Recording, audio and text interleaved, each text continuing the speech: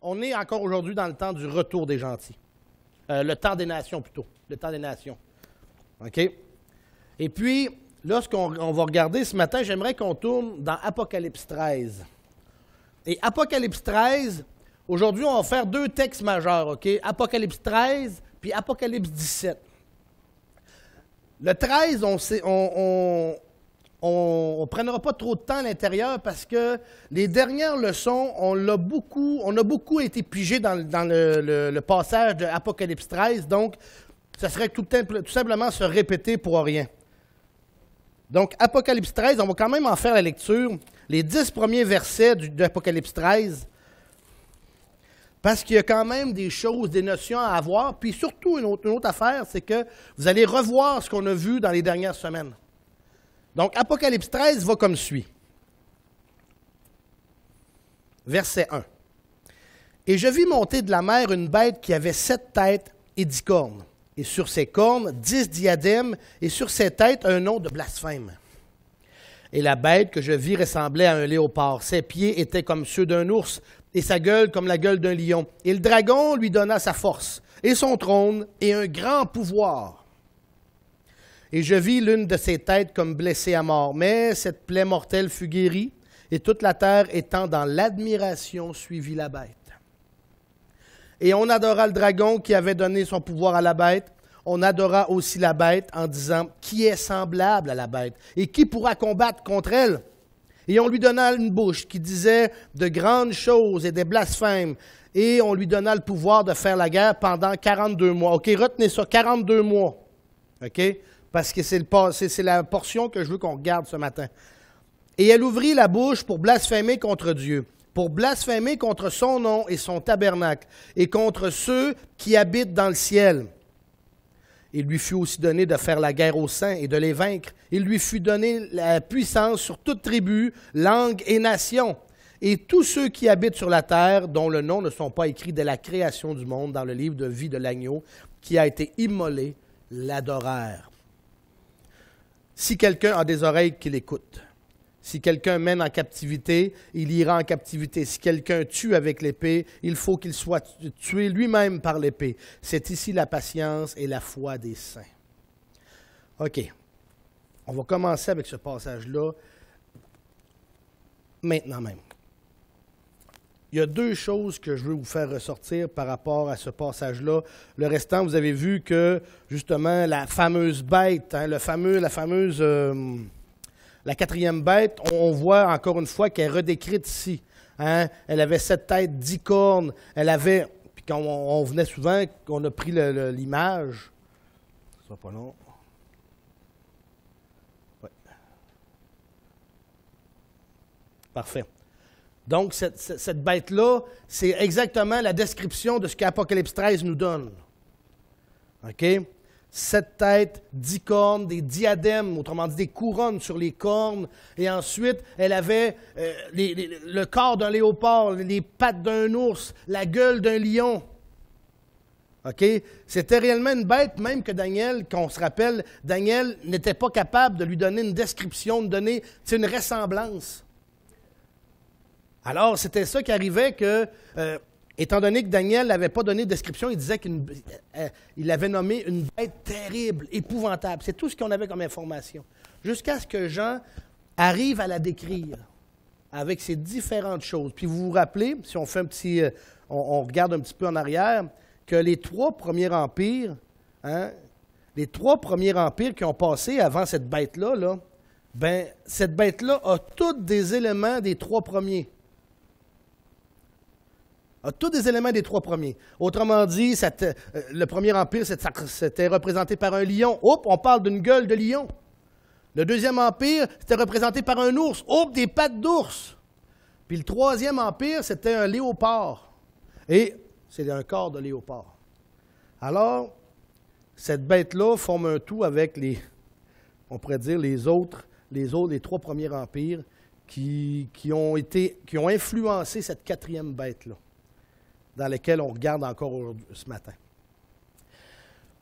Souvent, on pense, puis c'est ça que je veux vous faire remarquer ce matin, souvent on pense que, ce ne sera pas long, Nathanaël, souvent on pense que cette bête-là va s'imposer de force et que, comment je pourrais vous dire ça donc, elle va être détestée à travers les nations, parce que ça va être comme un dictateur qui arrive, puis qu'il va prendre la place, puis il va prendre ses aises, puis tout le monde va contester son autorité, mais ce n'est pas ça que le texte nous dit. Et c'est ça qui est le plus flagrant. Regardez encore une fois dans Apocalypse 13. Ça dit au verset 3, « Je vis l'une des têtes comme blessée à mort, mais cette plaie mortelle fut guérie, et toute la terre, étant dans l'admiration, suivit la bête. » Et regardez verset 4. « Et on adora le dragon qui avait donné son pouvoir à la bête, et on adora aussi la bête. » Les nations vont être là, puis vont se réjouir de voir ce système-là s'installer. On pourrait quasiment dire qu'ils vont être là, puis « Wouhou! Yeah! Yeah! » Puis ça fait longtemps qu'on attend ça. Ils vont adorer, ils vont se réjouir, ils sont dans l'admiration. Vous savez une chose, on ne peut pas forcer quelqu'un à adorer de force. Parce que quand on adore quelque chose, dans le sens d'adorer, de donner une révérence, ce n'est pas adorer dans le sens d'aimer beaucoup, OK? On donne une révérence à quelque chose. Si on force quelqu'un à révérer, dans le cœur de la personne, c'est du mépris qui se crée. Vous me suivez? En réalité, les personnes vont adorer comment dire, ils vont faire un beau spectacle, ils vont faire semblant qu'ils adorent, mais dans le cœur, ils méprisent. Mais quand on dit que les nations vont adorer la bête, ça veut dire que dans le cœur des nations, ils vont l'aimer. On adore ce qu'on aime. Un païen ne peut pas adorer Dieu. Seuls ses enfants peuvent l'adorer, à cause qu'ils ont appris au départ à l'aimer. Vous me suivez? Parfait.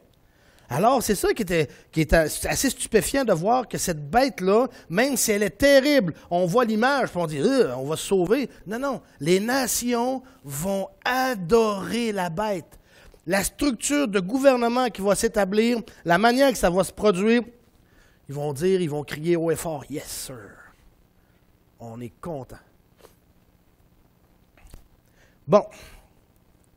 Ça, c'était le premier point que je voulais sortir. Nathanaël, quelle question que tu avais? Oui.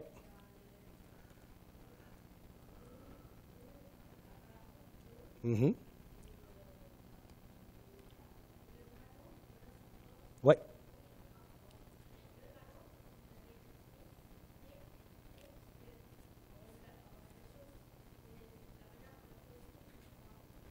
Mm.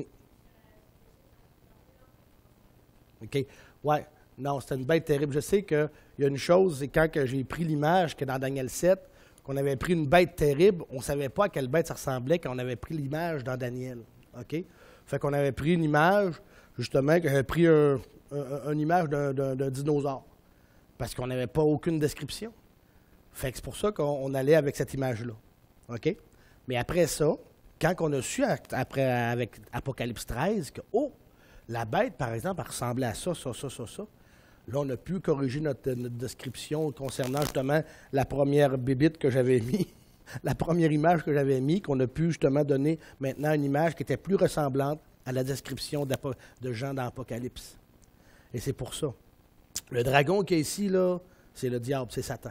OK? Mais on regardera plus tard parce qu'on va tomber dans ça. Mais là, je veux qu'on donne on va donner un temps à la bête qui est justement le 4e empire. Une autre chose que je veux qu'on mette au clair par rapport à une durée de temps. Jusqu'à date, ça va? Parfait. Allez voir au verset 5 d'Apocalypse 13.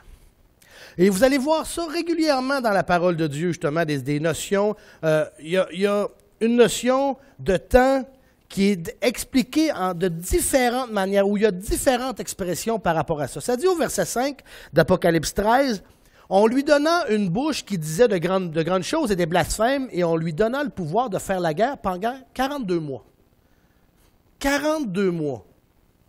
C'est bizarre de voir ça. 42 mois, ça fait combien de temps 42 mois? Mais regardez, écoutez, c'est une expression, puis on va regarder justement cette expression-là qui revient plusieurs fois, mais d'une autre manière. J'aimerais qu'on recule maintenant dans Daniel 7. Allez dans Daniel 7.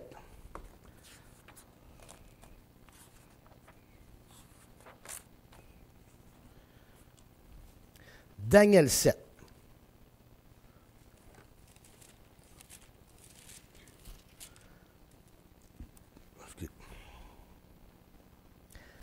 OK.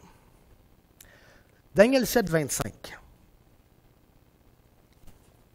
Daniel 7, 25 nous dit, et on reparle encore de la quatrième bête, et ça touche maintenant aux cornes de la quatrième bête, hein?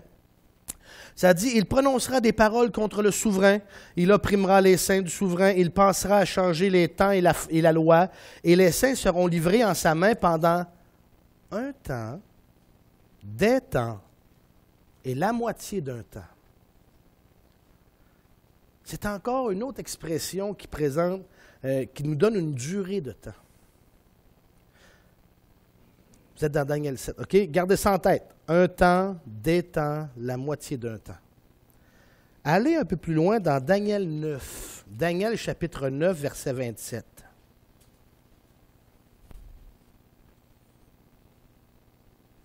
Il parle encore de l'Antichrist, là. Hein, on regarde, tous les passages qu'on regarde, là, font toujours référence à l'Antichrist. Regardez ce que ça dit au verset 27 de Daniel 9. Il confirmera l'alliance avec plusieurs pendant une semaine, et à la moitié de la semaine, il fera cesser le sacrifice et l'oblation, et sur l'aile des abominations viendra le désolateur jusqu'à ce que la ruine qui a été déterminée fonde sur le désolé. OK? Il fera l'alliance avec plusieurs pendant une semaine et à la moitié de la semaine. OK? On a une autre expression. Alors, on revient en arrière un peu. La première qu'on a regardée dans Apocalypse 13, on a parlé d'un temps qui durait 42 mois. OK? Dans Daniel 7, qu'est-ce qu'on vient de voir? On parle d'un temps qui dure un temps, des temps et la moitié d'un temps. Et là, on vient de voir dans Daniel 9, OK, qu'il va faire l'alliance pendant une semaine et à la moitié de la semaine. Et il y a d'autres expressions qui vont nous arriver un peu plus tard. Je vais revenir là-dessus. Daniel 9, 27. Il va y en avoir d'autres, même dans l'Apocalypse un peu plus tard, puis on ira voir. OK. La durée du règne de la petite corne. Le 42 mois qu'on a vu, le un temps, des temps, la moitié d'un temps, ça signifie toute la même chose. La moitié de la semaine. Une semaine dure combien de jours? 7 jours. La moitié d'une semaine, c'est quoi? 3 jours et demi. OK? Mais au niveau de la semaine ici, là, le vrai terme, ça devrait être semaine d'année. OK? Une semaine d'année. Une semaine d'année, c'est 7 ans. OK?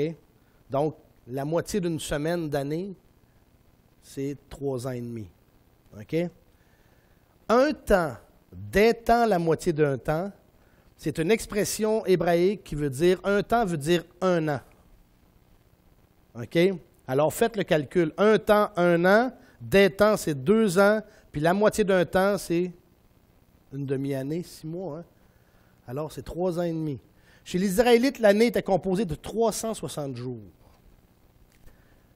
L'expression, comme on vient de voir, un temps, des temps et la moitié d'un temps signifie 3 ans et demi.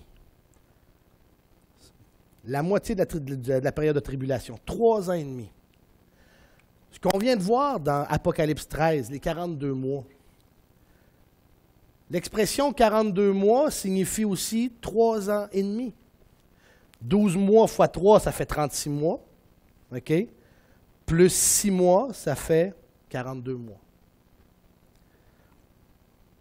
Vous me suivez? Ce que je veux dire, c'est que les différentes durées qui donnent 42 mois, un temps des temps et la moitié d'un temps, ça revient toujours à la même signification. 3 ans et demi. Je vais vous en donner un autre. Alors, allez dans Daniel 12, 7. Daniel chapitre 12, verset 7.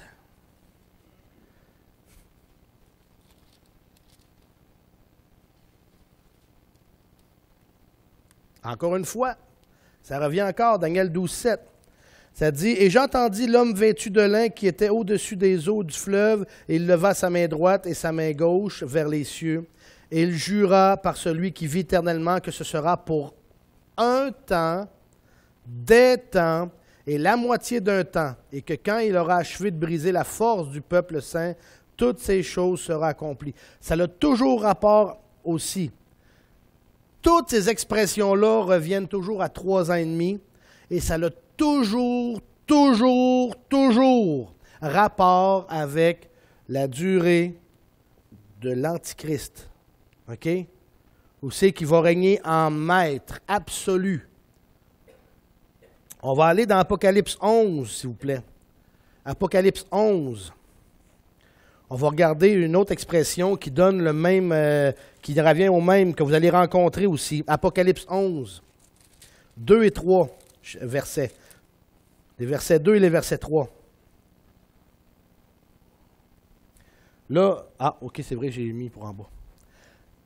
Apocalypse 11, les versets 2 et les versets 3. Regardez ce qui est dit. « Mais laisse le parvis extérieur du temple et ne le mesure point, car il a été donné aux gentils et ils fouleront aux pieds la sainte cité pendant 42 mois, 3 ans et demi. » OK? Et verset 3. « Je donnerai à mes 2 témoins de prophétiser vêtus de sac durant 1260 jours. » L'expression 1260 jours signifie encore 3 ans et demi. 360 jours fois 3 ans, ça donne 1080 jours. Plus 180, qui est la moitié d'une année, donne 1260 jours. Toutes ces expressions-là, c'est toujours 3 ans et demi. 3 ans et demi, c'est la deuxième moitié de la tribulation qui dure 7 ans. Cette expression-là fait toujours référence à cette période de temps-là, concernant l'Antichrist. On suit jusqu'à date? Parfait. Parce qu'on va revenir dans le futur, dans ce passage-là, puis on va voir ces choses, ces données-là. Maintenant, OK. On va retourner maintenant dans Apocalypse 13. Apocalypse 13, parce qu'on était rendu là. Versets 1 à 10.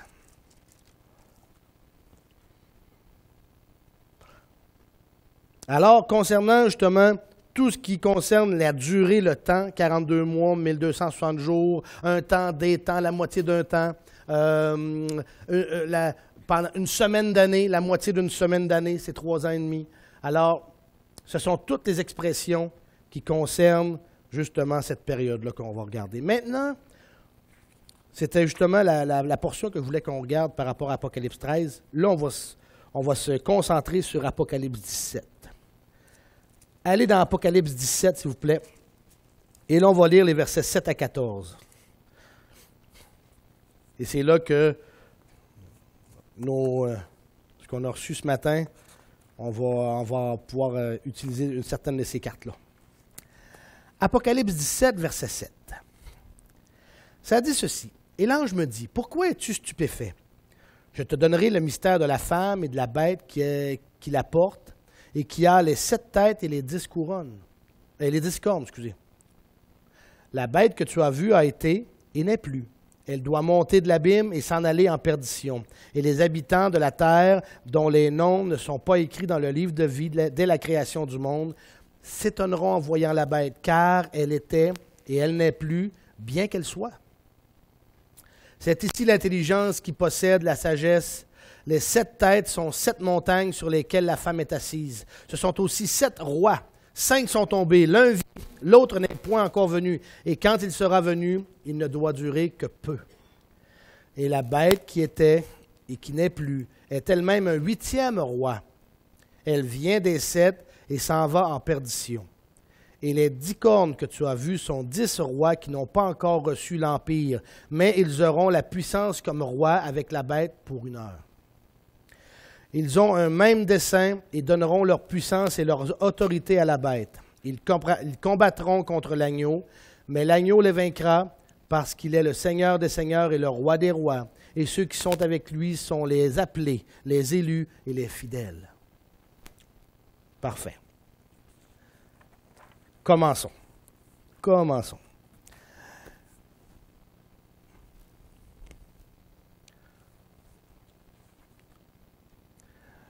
OK.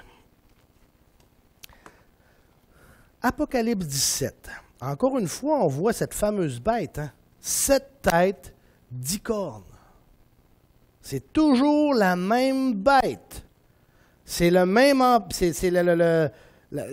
bête qui poursuit dans le temps. Et on l'a vu que cette bête-là, elle a commencé avec l'Empire de Rome. L'Empire de Rome. Mais que cette bête-là, à travers les siècles, s'est divisée en différentes choses. Et elle va revenir en force vers la fin des temps aussi.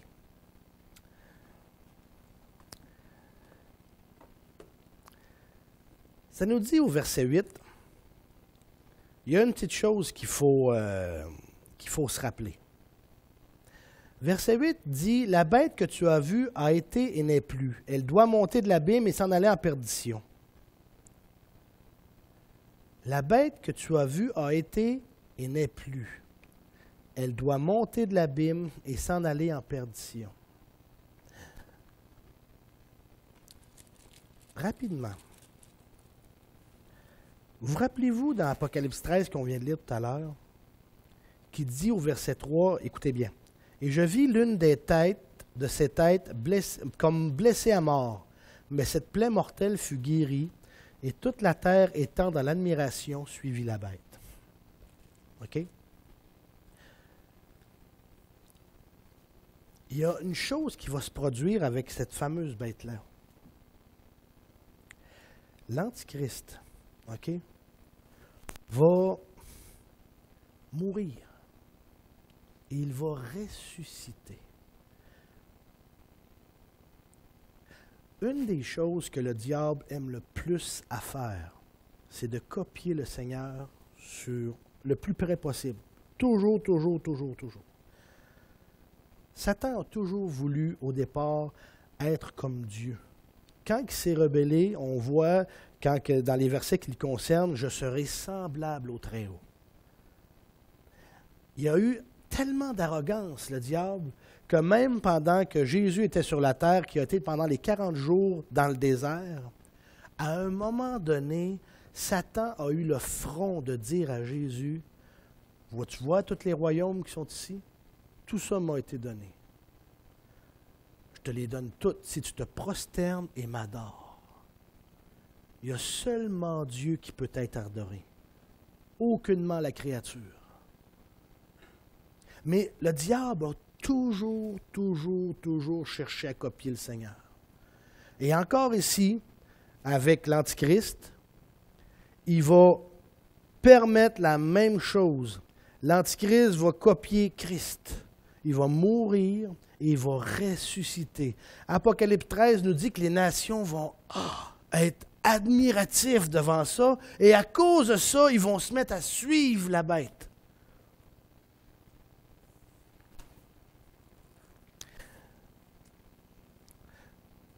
Allons un peu plus loin.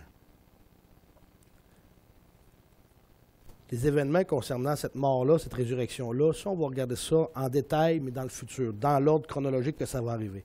Mais c'était juste pour vous dire que c'est l'élément qui va déclencher le fait que les nations vont marcher avec la bête. Ils vont suivre la bête. Ils vont adorer la bête. Ils vont être impressionnés par la bête.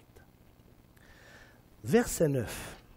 Et là, on va commencer justement à parler d'une chose au niveau de la bête. Parce qu'on a regardé les cornes, on a regardé la structure de la bête, mais on n'a jamais touché les... Pourquoi il y avait 7 têtes, cette bête-là? C'est ça qu'on regarde. Verset 9. Ça dit, c'est ici l'intelligence qui possède de la sagesse. Les 7 têtes sont 7 montagnes sur lesquelles la femme est assise. Ce sont aussi 7 rois. Là, on va regarder ce matin les têtes. Il y a une chose. Ça dit que les 7 têtes représentent 7 montagnes. Dans l'histoire, beaucoup de gens, même qui ont voulu étudier la parole de Dieu, ont toujours associé cette bête-là avec Rome en disant que les 7 têtes représentaient les 7 collines sur lesquelles la ville de Rome est assise. Parce que c'est vrai que la ville de Rome, il y a 7 collines dans son territoire géographique sur lequel la ville est construite. OK? Malheureusement, il y a un problème avec ça. Parce que ces fameuses 7 collines-là, il y a beaucoup d'autres villes qui sont assises aussi sur 7 collines, pas dans l'Antiquité, mais dans le Moyen-Orient. Alors, on ne peut pas prendre Rome comme étant cette ville-là qui est associée à 7 montagnes sur lesquelles la ville est assise. Parce que ces gens-là, quand ils prennent cette information-là au niveau de dire que c'est Rome, bien, ils passent tout droit, puis ils ne prennent pas la deuxième partie la partie du verset 10 qui dit que ces 7 montagnes-là, c'est aussi 7 rois.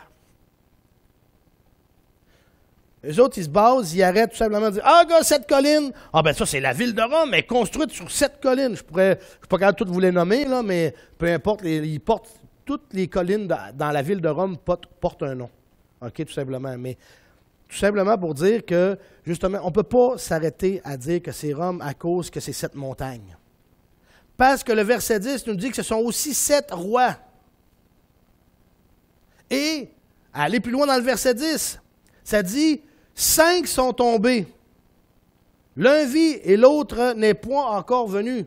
On ne peut pas dire que les collines, il y en a 5 qui sont tombées, puis qu'il y en a une qui n'est pas encore là, la colline. Vous me suivez? Alors, ça ne fonctionne pas. Quand que la parole parle des montagnes, c'est un symbole. Vous rappelez-vous qu'est-ce que ça représentait, une montagne? Ça représentait un roi ou une royauté ou un trône. Et le verset 10 nous vient justement nous certifier que le symbole de la montagne, c'est des rois ou des royaumes. Ce sont aussi 7 rois. Voilà sur quoi, justement, on peut se baser que ces 7 têtes-là, ce sont des rois. Comme les cornes. On va le voir plus tard comme ça, que les cornes, c'est des rois, puis les têtes, c'est des rois. Vous allez voir s'il y a une différence entre les deux. Mais là, ces cornes-là, ces rois-là, étant donné que, justement, ça nous dit que ce sont des rois, il faut savoir, ça nous dit que ces rois-là, ils n'ont pas été tous en même temps sur le règne. Regardez encore au verset 10. Ce sont aussi 7 rois. 5 sont tombés. Ça veut dire qu'ils n'existent plus. 5 sont tombés, l'un vit, et l'autre n'est point encore venu. Et quand il sera venu, il ne doit durer que peu. Là, on a une problématique par rapport à ces rois-là. Parce que quand Jean reçoit cette information-là dans Apocalypse 17, à l'époque que Jean reçoit ça, Dieu lui dit que 5 sont déjà tombés quand Jean écrit les mots. Il est en train d'écrire la parole de Dieu, il est en train d'écrire le livre de l'Apocalypse. 5 sont déjà tombés à l'époque de Jean. Puis quand Jean écrit, il y en a un qui règne déjà. Puis que le 7e, il est à venir. Pour Jean, c'est encore à venir. Alors, on voit que ces rois-là, ils ont vécu ou ils ont régné de façon chronologique. C'est tout simplement ça qu'il faut comprendre dans ça.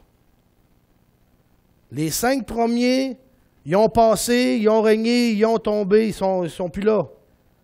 Quand Jean écrit, il y en a un, le 6e est encore, il est là, il est présent. L'un vit. Ça, c'est le 6e, ça.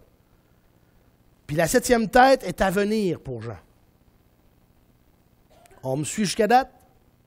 Parfait. Maintenant, par rapport à ça,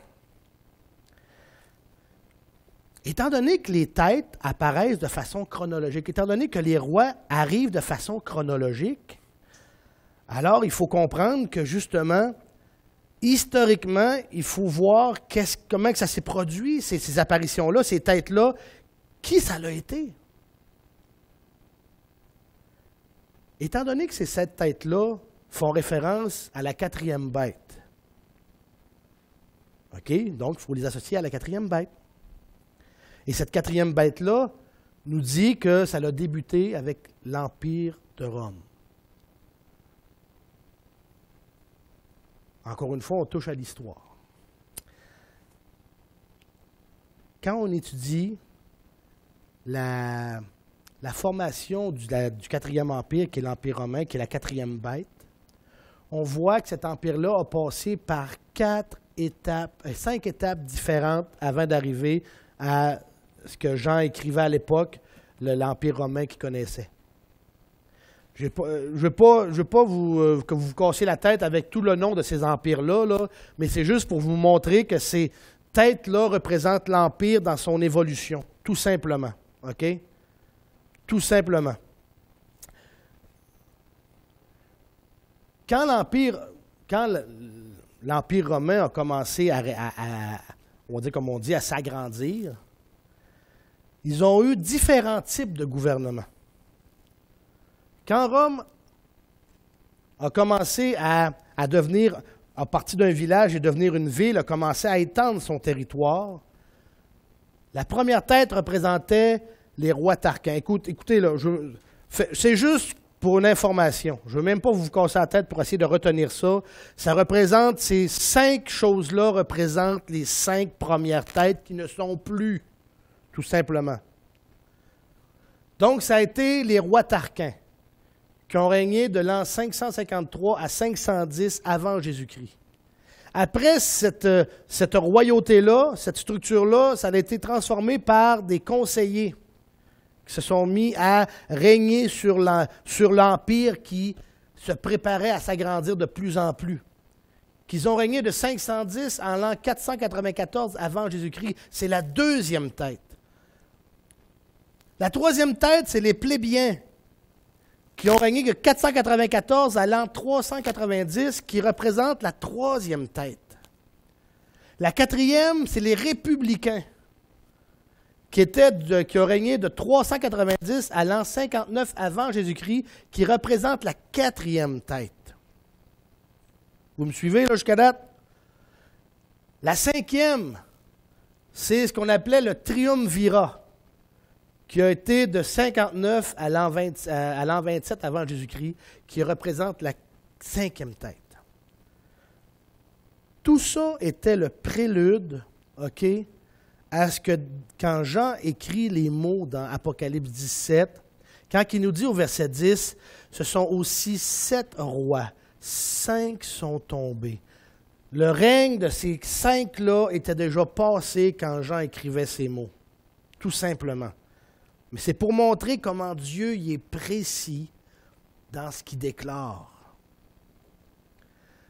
Ça dit au verset 10, 5 sont tombés, l'un vit. À l'époque où Jean écrit, c'est l'Empire romain dans sa notion d'unité impériale. C'était des empereurs qui régnaient à l'époque de Jean. Et les empereurs vont régner jusqu'à temps que l'Empire tombe. 500 ans après l'apôtre Jean, la première partie, comme on l'a vu, a tombé, et 1000 ans plus tard, l'autre partie tombait. Dans sa phase d'unité, c'était des empereurs. L'un vit.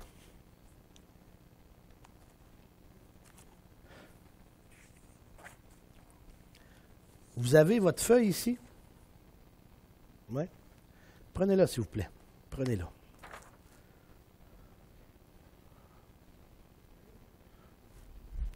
Là, c'est un peu plus petit ici parce que je devais prendre plus de place, là.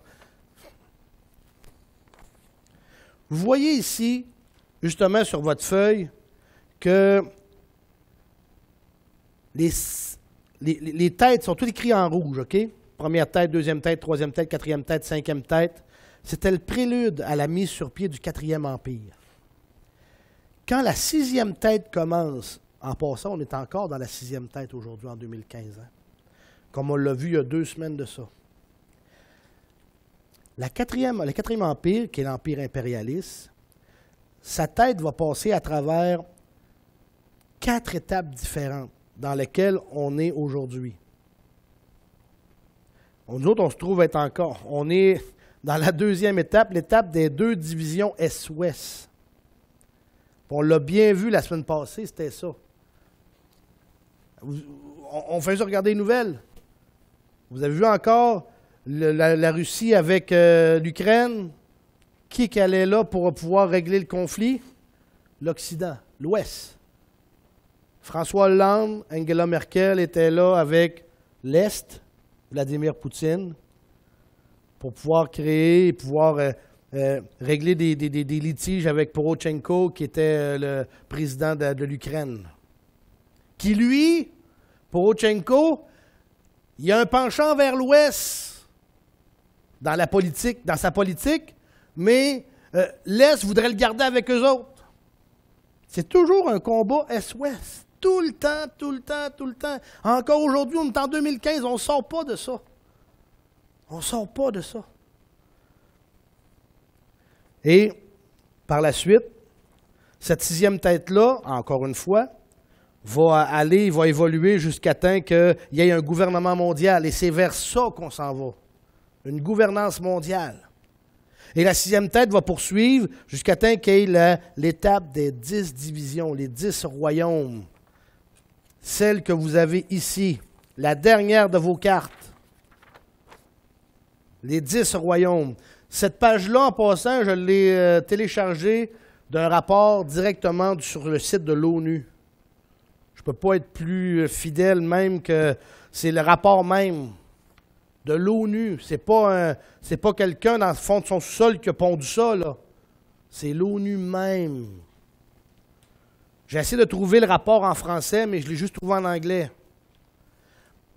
C'est tellement, excusez l'expression, mais c'est tellement touché comme rapport que vous voyez en haut les petites écritures qui n'ont aucune signification.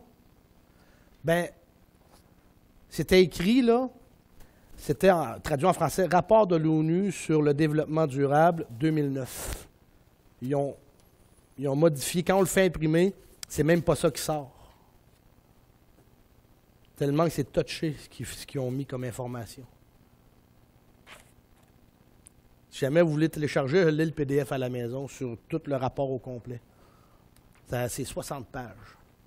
Mais comme je vous dis, là, c'est ça, c'est vers ça qu'on tend. Après le gouvernement mondial, c'est vers ça que ça va s'en aller.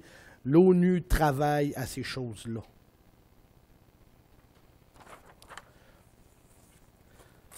Ça va être la 6e tête. Maintenant, il va arriver une chose.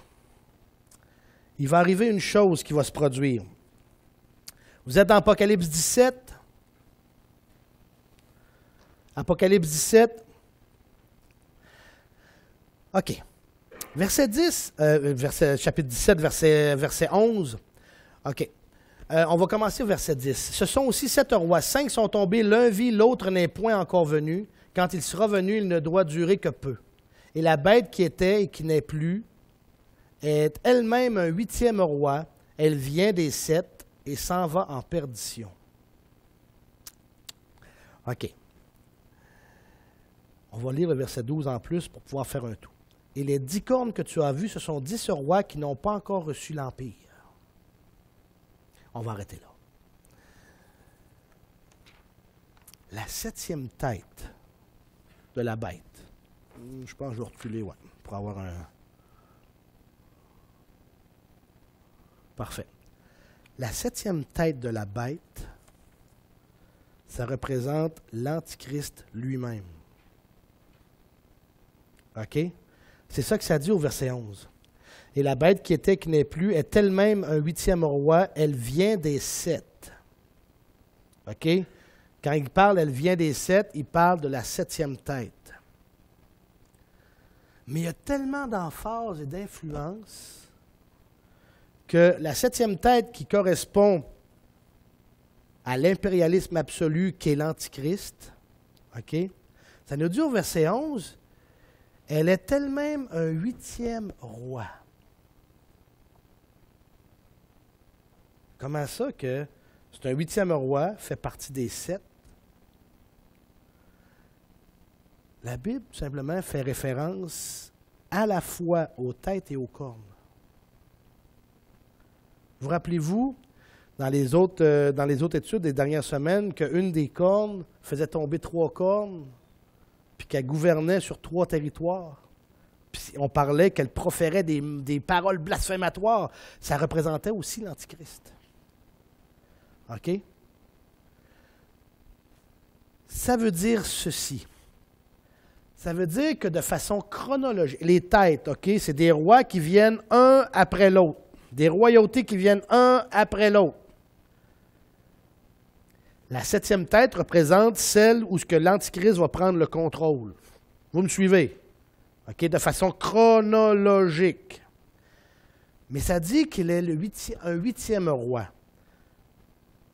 C'est qu'en même temps qu'elle représente la 7e tête, c'est qu'elle représente l'une des cornes. Parce que les cornes, eux autres, ça nous dit, regardez encore une fois au verset 12, et les 10 cornes que tu as vues, ce sont 10 rois qui n'ont pas encore reçu l'Empire. Les 10 cornes,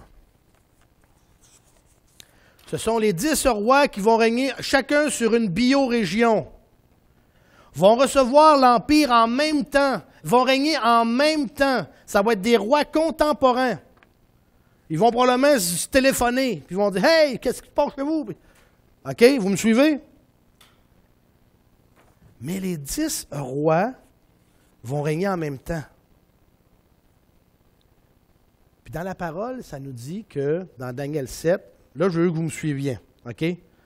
Dans Daniel 7, il nous est dit que les 10 cornes, ce sont 10 rois qui règnent. Il y en a une 11e qui est l'Antichrist, qui pousse, qui en fait tomber 3. Vous me suivez? Bon. 10 rois moins 3, ça donne combien? 7 rois. La 11e qui est là prend la place des 3 qui sont tombés. Ça fait un 8e qui va régner sur 3 territoires des 3 cornes qui sont tombées. Est-ce que vous me suivez dans la mathématique? Parfait.